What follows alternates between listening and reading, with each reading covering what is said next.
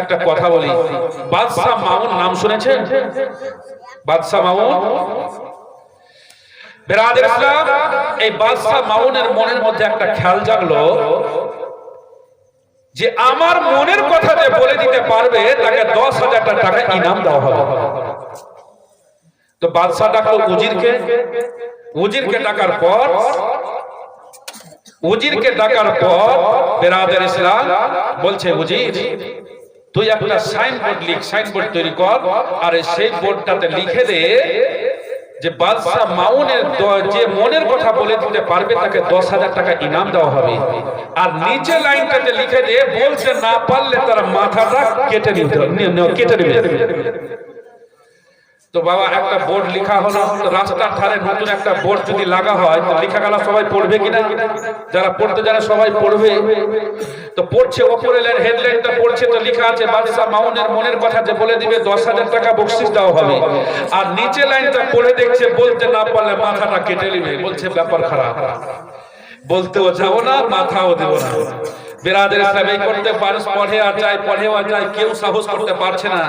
একটা 12 থেকে 14 বছরের ছেলে চলে আসলো, আসার পরে দেখছে বোর্ডটাতে লেখা আছে বাদশাহ মামুনের মনের কথা যে বলে দিবে 10,000 টাকা ইনাম দেওয়া হবে, বলতে না পারলে তার মাথাটা কেটে নেবে।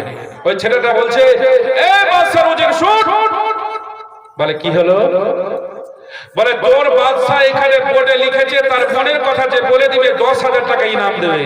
বলে হ্যাঁ, কিন্তু নিচে লাইনটা পড়েছিস? বলে হ্যাঁ পড়েছি, না বলতে পারলে মাথাটা কেটে নেবে। বলছি বেটা যা বাড়ি যা, বলতে পারবি না তোর মাথাটা কেটে নেবে। তোর বাবা মা বেঁচে আছে? বলে আছে। তোর বাবা মা কাঁদবে, যা। তো বলছে যে আমার মাথা কাটবে আমি বুঝবো, কিন্তু তোর এতে মাথা ঘামাবার কি আছে? তোর বাদশাকে বলে দে টেবিলে 10,000 টাকা জমা করতে বল, আমি তোর বাদশার মনের কথা আমি বলে দেবো। উজির গেল, যাওয়ার পরে বাদশাকে বলছে, বাদশাহ হুজুর। বলে কি হলো? বলে একটা 12 থেকে 14 বছরের ছেলে চলে এসেছে, আপনার নাকি মনের কথাও বলে দেবে। বলে বলে দেবে? বলে হ্যাঁ। বলে ছেলেটাকে ডাক, ভিতরে ডাক। ছেলেটা ভিতরে গেল, বলে টেবিলে 10,000 টাকা জমা কর। টেবিলে 10,000 টাকা জমা করে দেওয়া হলো। জমা করে দেওয়ার পর বাদশাহ আছে, বাদশার উজির আছে, আরো প্রজাগুলো আছে, এইবার কিন্তু বাবা বাদশাহ বলছে ঠিক আছে, আমার মনে কি গাইছে, আমার মন কি বলছে, তুই এই কথাটা বল। তো ছেলেটা কত চালাক, বলছে যে আপনি মুসলমান? বলে হ্যাঁ আমিও মুসলমান। আর মুসলমানের জন্য মিথ্যা কথা বলা হচ্ছে হারাম। তাই আমি যেটা বলবো, যদি সত্যি বলি তো আপনি ঠিক সত্যি বলবেন, আর যদি আমি বলি মিথ্যা তো আপনি মিথ্যাই বলবেন। কারণ যেটা আপনার গাইবে সেটা আসলে বলবেন, কিন্তু মিথ্যা বলবেন না। বলে ঠিক আছে। তো বলে বল। বাদশাহ অর্ডার দিল, ছেলেটা বলবে। সবাই চোখগুলো বড় বড় করে বাচ্চাটার মুখের দিকে দেখা আছে যে কি করে বলে, বাদশার মনে কি গাইছে ছেলেটা বলবে। সবাই আশ্চর্য হয়ে চোখগুলো বড় বড় করে দেখছে। ছেলেটা বলছে, বাদশাহ হুজুর আপনার মনে এটাই গাইছে। কি গাইছে? বলে লা ইলাহা ইল্লাল্লাহ, লা ইলাহা ইল্লাল্লাহ, লা ইলাহা ইল্লাল্লাহ মুহাম্মাদুর রাসূলুল্লাহ সাল্লাল্লাহু তাআলা আলাইহি ওয়াসাল্লাম। বলছে বাদশাহ হুজুর এটা আপনার মনে গাহে না? তো বাদশাহ বলছে হ্যাঁ গাইছে। কারণ বাদশার মনে কিন্তু এটা কিন্তু গাহে না। কিন্তু বাদশাহ চিন্তা করছে এটা হচ্ছে আল্লাহ রাসূলের কালমা। এখন যদি বলি যে না এটা গাহে না, তাহলে তো আমি গুনাহগার হয়ে যাব, ঈমান নষ্ট হয়ে যাবে। তখন ভাই বলছে হ্যাঁ এটাই গাইছে। 10,000 টাকা বাবা ছেলেটা নিয়ে নিল। 10,000 টাকা নিয়ে যখনই বাবা ছেলেটা চলে যাচ্ছে তো উজিরের হিংসা হয়ে গেল। উজির বলছে ছেলেটা তো বাদশাকে ঠকে দিল, একটা কথা 10,000 টাকা ইনকাম, এই টাকা আচ্ছা বাদশার মনে নেই লা ইলাহা ইল্লাল্লাহ গাইছিল, আমার মনে হচ্ছে এটা গাইছে গাহে না, আর একই কথা বারে বারে বলতেও পারবে না। তো ছেলেটাকে ডাকলো, ডাকার পর যাই ছেলে শুন, বলে কি হলো?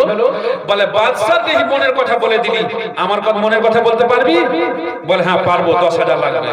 বলে 10,000 টেবিলে জমা করছে। আয় ছেলেটা আসলো, ওই বাদশার টেবিলে 10,000 টাকা জমা করা হলো। জমা করে দেওয়ার পর এবার বাবুজির বলছে বল আমার মনে কি গাইছে তুই বল। তখন ছেলেটা বলছে আমি বলছি শোনো। বলে বল। বলছে এ বুঝি বাদশার উজির শোনো, তোমার মনে এটাই গাইছে যে আমার বাদশা বেঁচে থাক আর আমার চাকরিটা বহাল থাক। কিন্তু উজিরের মনে তো এটা গাহে না। তো উজির তো বলতে পারে না যে আমার বাদশা মরে যাক আর চাকরিটা বহাল থাকে, এটা করে তো ঠিক করতে পারিয়ে দিবে আজার ইসলাম। তখন বলছে যে আমার মনে এটাই গাইছে। তখন বাবা ফের 10,000 20,000 ইনকাম হয়ে গেল। উজির বলছে বাপ রে চালাক রে, ই তো বাদশাকে ঠকলো আমাকেও ঠকে দিল, এই টাকা একে ভুগে খেতে দিব না। বাবা ওই ছেলেটার পিছে ছুটে গেল, টাকাটা কেটে দিবে। ছেলেটার পিছে দৌড়ে যাচ্ছে আর ছেলেটাও দৌড়ে চলে যাচ্ছে। যেতে যেতে যেতে যেতে যেতে যেতে বাবা এদিকে উজির চড়ছে আর উজিরের সাথে সাথে বাবা আরো 2 জন চলে যাচ্ছে, মানে টাকাটা কেটে দিবে। কিন্তু ও টাকা দিবে না, এই জন্য ও ভেগে চলে যাচ্ছে। যেতে যেতে যেতে যেতে খুব করে বাবা টাকাটা একটা জঙ্গলের মধ্যে চালিয়ে দিয়েছে। চালিয়ে দেওয়ার পর এরা কিন্তু বুঝতে পারেনি, দৌড়তে দৌড়তে গিয়ে একটা টাটকা কবর, মানে কাঁচা বাঁশের বেড়া দিয়ে ঘেরা একেবারে টাটকা কবর, আর ওই কবরের পাশে দাঁড়িয়ে বাবা খটখট করে হাসতে শুরু করেছে। আচ্ছা বলে কবর দেখে দুঃখ প্রকাশ করা দরকার না ওখানে খুশি হওয়ার দরকার? জোরে কথা বলেন। দুঃখ করা দরকার। কথাই বাবা কথা মনে পড়ে যাচ্ছে, একটা কথা বলি। এখন বর্তমান যুগে মানুষ এত পিছিয়ে পড়েছে, কোথায় দুঃখ প্রকাশ করতে হয়, কোথায় খুশি প্রকাশ করতে হয়, এখন মানুষ এইটুকু পার্থক্য করতে পারছে না, কারণ মানুষের ঈমানটা দুর্বল হয়ে গেছে। বেরাদের ইসলাম আমি নিজের চোখে দেখেছি, আপনাদের গ্রাম বলে নয়। মানুষ যখন মরে এটা দুঃখের খবর, দুঃখে মানুষ যখন মরে তো দুঃখ হয় না খুশি হয়? কথা বলেন। দুঃখ হয়। গ্রামের মরুক অন্য কোথাও মরুক, মরলে ইন্তিকালের খবরটা শুনলে মনের মধ্যে দুঃখ হয় যে আজকে লোকটা দুনিয়া ছেড়ে চলে গেল। আর বেরাদের ইসলাম মাটি দিতে গেলাম, জানাজা নামাজ পড়তে যদি একটু কোনো কারণবশত দেরি হয় তো ওইখানেই গল্প পিছনে কাতার দিকে লোক শুরু করে দেয়, এটা ওটা কাজ আছে হ্যাঁ তারা বিভিন্ন রকম নানা রকম গল্প করে কি করে না? কথা বলেন। করে তো। এবার জানাজা নামাজ হলো, ইমাম সাহেব গেল, মাইয়াতের কাছের লোক যারা খাটলিটা ঘাড়ে করে নিয়ে কবরের কাজ পর্যন্ত গেল, কবরে নামালো, কবরে নামার কাজ চলছে, ইমাম দোয়া পড়ছে মিনহা খালাকনাকুম ওয়া ফিহা নুঈদুকুম ওয়া মিনহা নুখরিজুকুম তারাতান উখরা। ইমাম সাহেব পড়ছে, লোক মারি দিচ্ছে। এবার কিছু লোক ভাবছে, অলসতা করে বসে আছে, ভাবছে এখন তো ভিড় আছে, একটু এইদিকেই বসি, একটু ভিড়টা কমবে, যাব মাটি দিয়েই আবার হয়ে যাব। এরকম বলে কি বলে না? এরা তখন বসে আর থাকে না, আর দাঁড়িয়েও থাকে না, দলে দলে বসে এরা দুনিয়াবিক আলাপ আলোচনা শুরু করে দেয়। হ্যাঁ হ্যাঁ তোর মা কই কেমন আছে? হ্যাঁ পানি দিয়েছিলি? ভুট্টা কত হয়েছে? 1 মাস মনে হয় থাকবে, এর রোজাতে মনে হয় কাটতে হবে। বলছে কি বলছে না? একটা দিচ্ছি উদাহরণ কি বেরাদের ইসলাম কে বলছে উল্টা গেছিলাম এরকম, মানে নানা রকমের গল্প ওখানে শুরু করেছে। মনে হচ্ছে যে এই কবরস্থানে যে মাটি দিতে এসে বেরাদের ইসলাম দেখে মনে হয় না যে এরা কবরস্থানে মাটি দিতে এসে, মনে হচ্ছে একটা অনুষ্ঠান বাড়িতে দাওয়াত খেতে এসে, লোক বসে আছে, একটু দেরি হবে, ওরা উঠবে তারপরে বসতে পাবে, এরকমই মনে হয়। কথা ঠিক কিনা? বুঝাতে পারছি তো? হ্যাঁ হুঁ করে বলছেন না? বেরাদের ইসলাম মনে হচ্ছে কোন অনুষ্ঠান বাড়িতে অনুষ্ঠান খেতে এসেছে। মানুষ কত পিছিয়ে পড়েছে। আল্লাহর নবী বলেছে তোমরা মানুষ বললে মাটি দিতে যাও, কবরস্থানকে বেশি বেশি করে জিয়ারত করতে যাও। কেন? কবর জিয়ারত করতে গেলে এই কবরের কথা তোমার খেয়াল হবে, কবরের কথা খেয়াল আসবে, আর কবরের খেয়াল যখন তোমার আসবে অটোমেটিক তুমি খারাপ কাজ থেকে বেঁচে যাবে। জোরে বলো সুবহানাল্লাহ। কিন্তু ওইখানে তো দুঃখ প্রকাশ করা দরকার, আফসোস করা দরকার। তা আফসোস আর কি বলবে?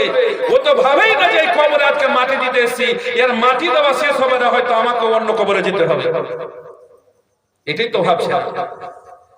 জগতের মুসলমান একবার গভীর জ্ঞানে চিন্তা ভাবনা করে দেখুন দুনিয়ায় কি আছে, কিছুই নাই। দুনিয়ায় যতক্ষণ বেঁচে আছে বাড়ি আমার, গাড়ি আমার, জমি আমার, বাগান আমার, সবকিছু আমার। চোখটা বন্ধ করলে দমটা চলে গেলে সবকিছু আপনার হয়ে যাবে পর, সবকিছু আপনার থেকে যাবে। কারণ আবিদে মাবিয়ার কথা বললাম, দামেস্কে শহরের বাদশা দীর্ঘ 20 বছর ধরে উনি রাজত্ব চালালেন, বাদশাহী করলেন, কিন্তু উনি যাওয়ার আগেই বলেছিলেন যে আমার ইন্তিকাল হলে এই 20 বছর রাজত্ব চালালাম, এত বড় রাজত্বের মালিক হওয়ার পরও আমার কিছুই থাকলো না। জোরে বলুন সুবহানাল্লাহ। বেরাদের ইসলাম, তো একটা বাদশা হওয়ার পরে উনি ইন্তিকাল হওয়ার আগে এই চিন্তা ভাবনা যদি করে যে আমি মরে যাওয়ার পর আমার কিছু থাকবে না, তো আমাদের তো কিছুই নাই। বেরাদের ইসলাম, বাড়ি আর গাড়ি আর এটাই নিয়ে ভাই ভাই ঝামেলা, চাচা ভাতিজা এই নিয়ে ঝামেলা, তালের পানি পড়া নিয়ে ঝামেলা হচ্ছে কি হয় না?